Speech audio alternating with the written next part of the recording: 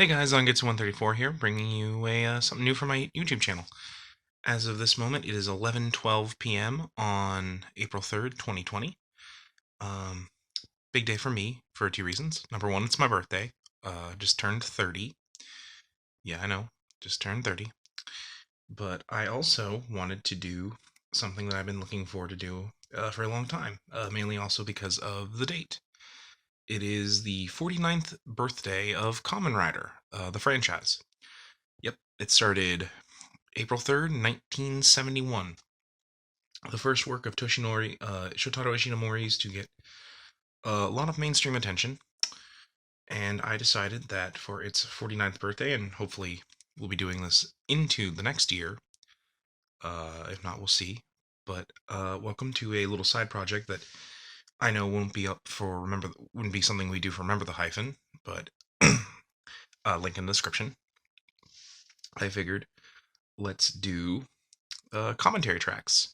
So I decided I would do a commentary track for every episode of Kamen Rider, the original Shotaro Ishinomori favorite from 1971. As you all may know, or probably most of you don't know, Shout Factory is now releasing the entirety of Kamen Rider 1 on a website known as 2BTV. Link also will be in the description so you can watch along with me, since this is a commentary track. But basically, they released all 98 episodes of the original series. It's probably the longest running Kamen Rider series. The shortest is Amazon's with 24. But uh, this is the longest running one of the whole thing. So I decided I would watch every episode. So how this will work is I'll watch it once by myself, maybe another with some friends, but otherwise I'm going to review this um, uh, by basically recording myself as I watch it with you guys. So basically, I'll be following you. I'll be watching it as I'm talking, and we shall see how this goes. So, okay. So how this is going to work is you're going to click on the link for 2BTV, which will be in the description. So you're going to find the 2BTV description, and you're going to click the first episode, known as the Mysterious Spider-Man. In fact, I'll probably put the name of it into into the description so you can know which one we're doing. So you're going to click on the episode, The Mysterious Spider-Man, although I'll probably just link to you the actual episode, and then you're going to pause it and get it to 0. And then once it's up and you've got it on 0, you will go to the play button, and then on 3, 2, 1, play. When I say play, we will do. You will unpause it with me so you can follow along. All right, so I'm going to 3, 2, 1, play, and on play you're going to unpause the video. Okay, so without further ado, why don't we get started here? So, all right, ready? Let's get started. 3, 2, 1, play. Oh man. So here we have the opening. Oh, this opening is classic. Semaru Shoka. It's such a great theme song to hear. This is actually sang by the actor for Takeshi Hongo, the original Kamen Rider 1. Um, he was actually originally a stuntman, but they decided that he would do really well as the actor. He actually did his own stunts as Kamen Rider 1, Ichigo. I'm going to refer to him as Ichigo because this series has two Kamen Riders in it, Ichigo and Nigo, which we won't see for a while. I want to say about 30 episodes. But basically, he actually, I think this is pretty common for most of the Showa riders, is that they actually did their own stunts in the suit, like fighting choreography, bike choreography, all that they did themselves. But they also did the acting as their character, and as well they did This is really loud. I'm turning this down a little bit. They also did their acting as the actual person outside of the suit. Here we got the first monster of of well, Kamen Rider in general, the mysterious Spider-Man, as the title suggests. Not to be confused with Toei's Spider-Man, the Toei adaptation of Marvel's Amazing Spider-Man. Here we see Takeshi Hongo doing bike racing. He's a college student slash bike racer who also has a who's also working to get his PhD in science.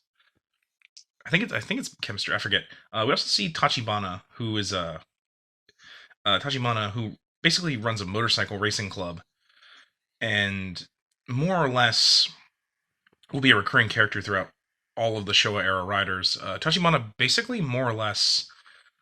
Um, oh yeah, he's a biochemist. He's at a university in Japan studying for biochemistry. He also races motorcycles. I guess that's what you do when you have a 600 IQ. No, seriously, that's why he gets kidnapped by the villain of the piece, Daishocker.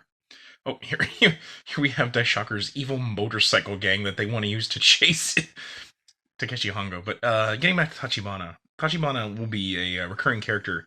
He basically makes all of the bikes that the riders use, with the exception of a couple. And to be fair, he doesn't make Takeshi's first bike. That bike is given to him by Daishocker, who will be a recurring villain for pretty much all of the show era. Occasionally, there'll be a few villains that aren't like I think Black and Black Arx's Golgum Empire and Crisis Empire aren't Showa Rider villains.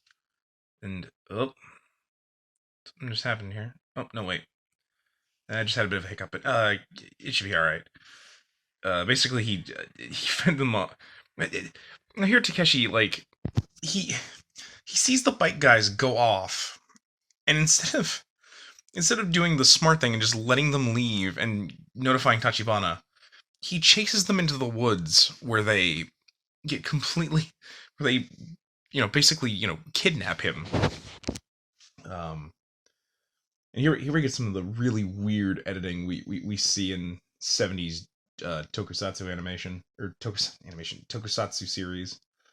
These women, I think, are recurring characters in the show era. I've seen bits and pieces of the original Kamen Rider, but basically just a few episodes here and there, kind of strung around. Oh, oh, I forgot about the scientist. I don't know why. Every time I watch this episode, I know what's coming, but they just the scientists with their painted faces. I don't understand the thought process here. Are they supposed to be in disguise, or is that just like a shocker thing? Um, it's kind of funny how in this one we actually see Takeshi without the helmet a lot in his Kamen Rider suit. That's not really something you see in most Kamen Rider series. Usually they just have the helmet on all the time. Oh, the weird demon hand with the black and white globe that they pour red paint on. I don't really get what that was supposed to be doing here, but that's what it is, I guess. Uh, yeah, and basically this, is just to show the evil things that Shocker is going to do, I suppose. Apologies for the camera.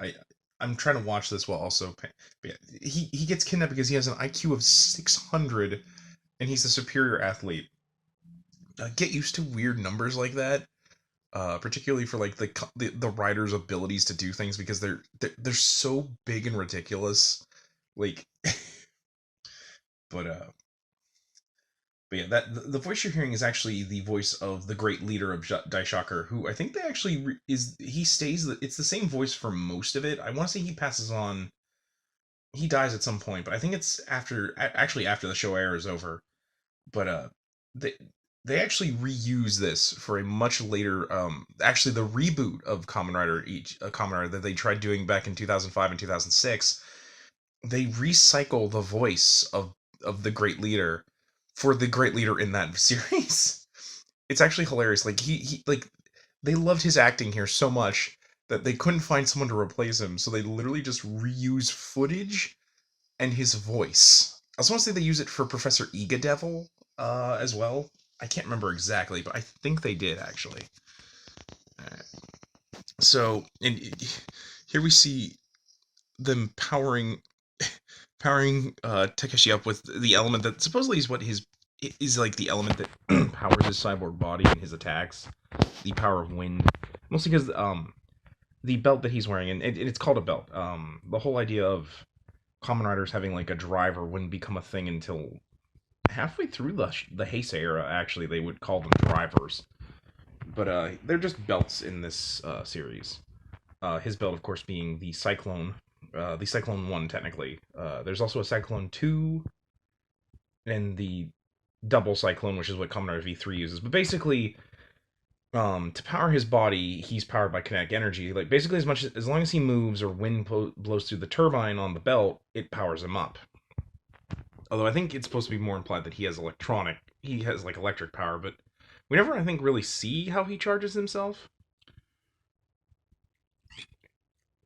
Yeah, supposedly he survives an electric shock because he has wind energy in his body. Oh, 70s. Never change. But yeah, because I'm sure some of you have seen 70s movies. They're so wild, but then you've got like 70s Japan was an even wilder time. I don't know what it was. Maybe just America like rebuilding Japan after World War II did this. I don't know. But and here it's kind of interesting what Ishinomori does here. And pardon me from jumping all over the place, but I always love the fact that Ishinomori's heroes were actually almost always products of the villain, but that they rebel against the evils that did this to them. Takeshi himself really, unlike say Kakaider, and I only have Kakaider on my mind because I got a couple Kakaider DVDs for my birthday, but it's always funny how um like the heroes are usually products of the bad guy, and they rebel against the shackles of their oppressors.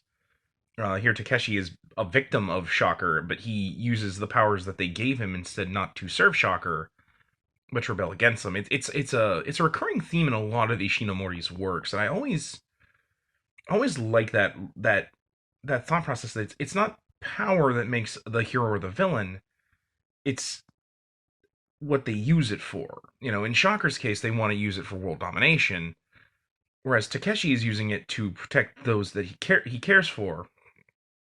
And of course, granted, he gets helped by the doctor here, whose name is escaping me right now. I feel bad for missing these names, but we're getting a lot of names, and he's not really going to matter much. Spoilers for the end of this episode, but well, you'll see, we'll see. So, but I do love that they show a lot about just how powerful Takeshi is, and while the effects are kind of cheap in places, I do think that the editing of the 70s does actually not do too bad of a job showing how powerful Takeshi is. Oh, and here we see him riding. This is probably one of the few rare times where we actually see someone not wearing a bike helmet or is in full Kamen Rider gear. Uh, Toei has actually always been pretty good at showing their characters wearing helmets. I think to promote safety. Oh, here we see old school Shocker grunts. For those of you who've only really seen like Shocker in like the Heisei era, like you know the Shocker grunts. They wear the black masks and the skull things, and they go ee. Not so with the original Shocker grunts. The original Shocker grunts were basically just dudes in red and black jumpsuits that wore berets and had like paint on their face. Um, but but yeah, and here we see the girls. Yeah, I cannot remember their names, and I'm sure they actually do have a name, but I cannot think of what they are. I think they're really just kind of faceless assassins for Shocker, but I'm sure they have a name. I feel bad that I don't know their names. I should have wikied something before I. But oh, here we see the Spider-Man again. Um, but yeah, and here we see kind of a motif for Shocker and a lot of the Show era. Basically, that they make cyborg monsters that kind of give them animal-like qualities to their normal human abilities. Basically, creating a fake, an almost fusion of animal and human, but it's artificially. Like he's a cyborg. Those are like the spider parts of him are actually cybernetic. And oh, here we get some good. Like I love the old school choreography here, and I should probably talk a little bit about Takeshi's first Kamen Rider suit because this is the original first suit for Ichigo, and here it's all blue. Later on, he would get the one that most of us know, the green chest with the red or the white gloves and the white helmet. But here it's blue and black with red eye pieces, and I actually have to admit it's really a good looking suit. It's simple. It gets the grasshopper motif across. Um, and honestly, I have to admit, like, it just looks really good. Oh, here's a scene where we introduce Ruriko, and oh, they're clearly following them with a camera here, but it looks like they don't have the camera on like a tripod or like a dolly, so it's really shaky here, and it just doesn't look very good. Only really complaint I have with this episode is just this that shaky scene of Ruriko and her friend Dr. Midorikawa. Yeah, Dr. Midorikawa's daughter, basically, because the Spider-Man's going to use him to lure Midorikawa out and Takeshi. Oh, here we're getting another staple of the show era. Basically, all the Kamen Riders work in cafes. It's usually a cafe run by Tachibana in the show era, but sometimes not. It just depends. I guess cafes they did this at the time just because it was something that like Japanese teens actually frequented. And to be fair, cafes are still pretty popular in Japan. I think most people eat in cafes or like street shops, particularly in Tokyo. Like street carts, like like if you were in New York. But um, but yeah, no, it was just a thing, and it kind of becomes like a cliche in the Heisei era because you only see a couple of Kamen Riders in the Heisei era work at cafes. Well, actually, I take that back. Like the first 10 work at a lot of them live in cafes or something cafe like, with the exception of like Deno, who lives on a train. But here we're going to see a cafe that's going to be a big part of the show. Basically, their base of operations when they're not, out having adventures. Um, oh, here is Tachibana trying to fight, and he doesn't do a very good job, unfortunately. Sorry about my finger. It's been a while since I've had to. Oh yeah, and here we see that they can't tell the difference between Ruriko and her friend, which also apologize for the stubble. I haven't shaved in a while. Oh yeah, and here's she's being followed with the obvious spider tracker. You'd think any of them would have noticed that if they looked out the rear view as they're driving, but and here we actually get a really good a scene with Takeshi here. Basically, Takeshi showing that Ishinomori was really ahead of his time in terms of writing.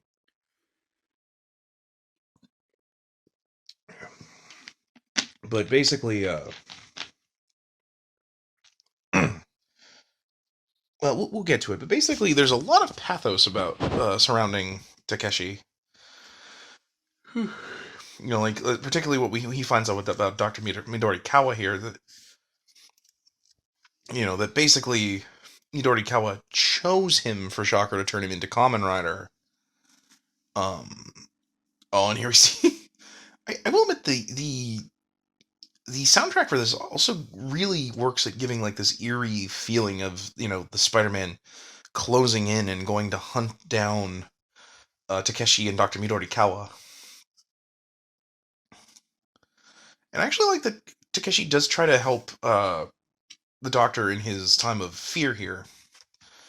Um, but you can clearly tell Dr. Midorikawa has some. Oh yeah, here we go.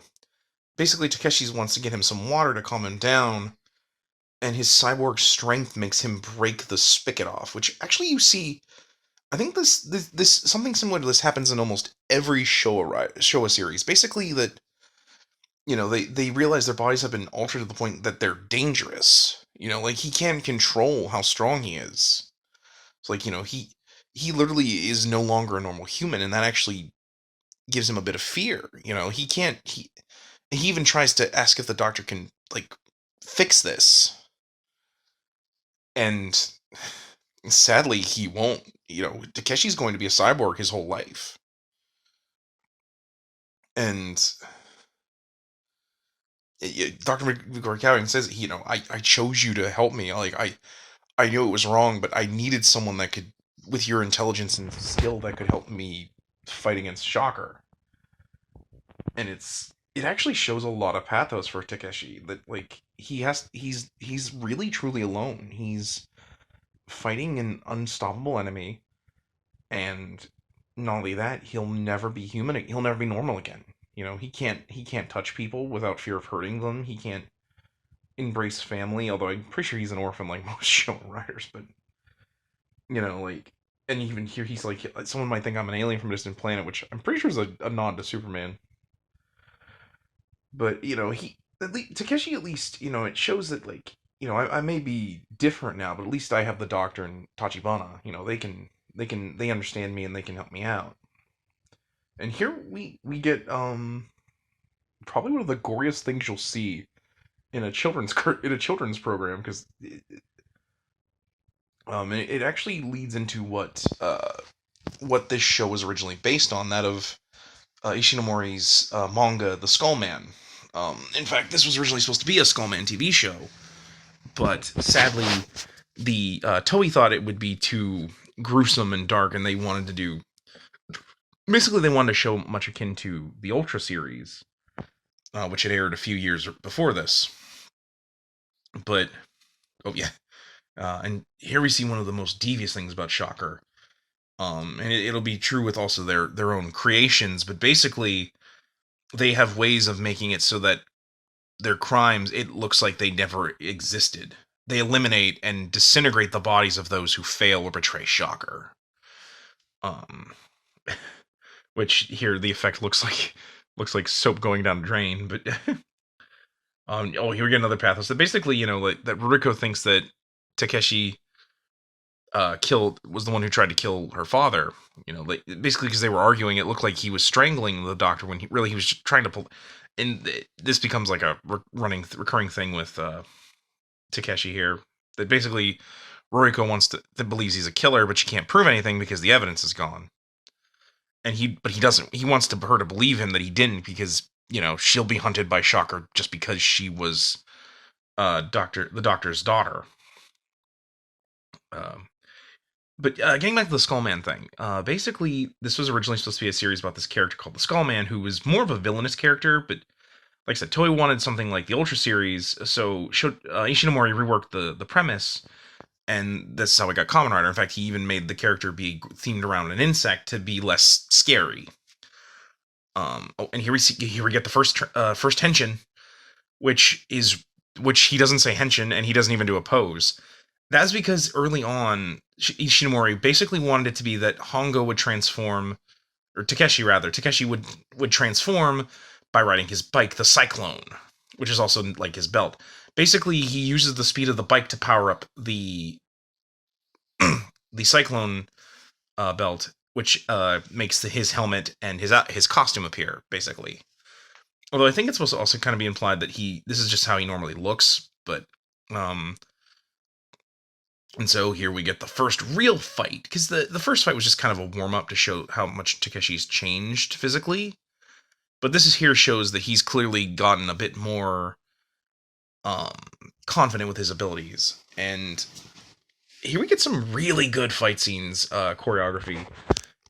This based on actually historical Japanese theater tropes, particularly kabuki and bunraku puppetry. This here being, of course, being very much like the very over the top fighting that you would see in kabuki and other Japanese theater. We also see Takeshi's fighting style, which is mostly hand to hand. He doesn't have any weapons, although usually what he'll do is steal like the swords and stabs that these Shocker Grunts have, and he'll use them against them, which I actually think makes him really cool. But the choreography here is so solid, and well, yes, it's a little bit more telegraphed than you would see today. It looks pretty good, all things considered. it just looks really good. And again, Takeshi's actual actor is in that suit, and he can't see. The only thing he can see out of is the Showa mask mustache, basically the mouthpiece that looks kind of like a mustache. Basically, there's a very thin line that his eyes are seeing out of. I think there's also, and I could be wrong. This one might be different in that I think the eyes are actually these little tiny slits where the actual bug eyes are. But basically, he can't see anything, and you can actually see where the Spider-Man's eyes are. Oh, this effect. They're trying to make it look like the Spider-Man's climbing this wall really fast, but really just looks like he's hopping up the wall. Um, but yeah, no, it's amazing to think that these two are actually doing this fight choreography, and they can't really see. Like they have a basic idea. Oh, and here you see the Spider-Man without the shawl. This is basically where he's finished. Oh, here we get the first rider kick, and it's not Takeshi's traditional side kick where he has the one leg out and the one tucked up. In fact, he doesn't even say rider kick here. He just flies to the air and kicks him, and that defeats the Spider-Man. Oh, here we get more of the dissolving effect. And to be honest, while it's weird looking, I think it definitely gets across what's supposed to be happening. That the Spider-Man is dissolving, but well, we're coming up to the end of it. And don't worry, Ruriko is very much alive. She's just unconscious. But here we get the very bittersweet ending that the first episode ends on. That Takeshi has no allies in this aside from Tachibana, and they can't prove that Shocker is doing anything or even exists. So now it's Takeshi's one-man war against Shocker, an organization that spans the globe, and the only thing standing between them and world domination is one man. I, I think that really is what Ishinomori really gets as a writer, is that the best heroes are the ones that fight even though they're going up against overwhelming odds and they are truly alone in their fight. And granted, Takeshi won't be alone forever, as I've stated, but right now Takeshi is the only one in this going up against these villains. Um, but yeah, that was the first episode. And while the preview's talking out, I'll give my thoughts on it. I think it's a very solid opening episode. We see the hero. We establish the hero, the villain of the piece, and they do it very concisely in just about like 20, 24, 23, 24 minutes. The action is actually still pretty solid in my opinion for the 70s. The only thing I think that doesn't really hold up is some effect shots, and again that weird camera thing when they introduce Rico. But otherwise, I think this still is very good. Now here we have like a thing that only is really with the Showa era and very in like I think very early Heisei era is that they had closing credits. That's because I think this show actually aired in prime time. I'll say it aired in the evening. Uh, Nowadays, or no, it aired. It actually aired in eight in the morning, I think. Uh, Later on, its time slot would get reversed with Super Sentai because they basically Super Sentai and Kamen Rider would be paired together. But they have closing credits, which is not a thing you see nowadays with Kamen Rider. But yeah, overall, I think that was a good first episode. No, I'm not watching the second episode. Computer, I'm not watching the second episode yet. But yeah, I overall I thought it was a really really good first episode. I hope also that this is my good first episode. So yeah, like I said, link in the description below. Maybe you didn't want to, maybe you wanted to watch the episode before you watched it. Um, but otherwise, I hope this was a good attempt. I hope my commentaries get a little bit better. I know I was probably rough here, but I'll get better as it goes along. I think. So anyway, guys, I hope you enjoyed Zangetsu's commentary tracks. This was episode one. Kamen Rider, the original 1971, The Mysterious Spider-Man. So, with that being said, guys, I think I'm going to wrap up this commentary track here. Like I said, I think it's a really great episode. Some weird shots, but otherwise, but I think it's a solid first episode, and I really, really hope that you all stick around, especially because I want Kamen Rider to get the popularity that Power Rangers and the Sentai has over here. Otherwise, guys, I think that I'm going to wrap it up. So, as always, I'm Zangetsu134. Be sure to check out the Kamen Rider in the credits, and also be sure to remember the hyphen. Link in the description below. Take care.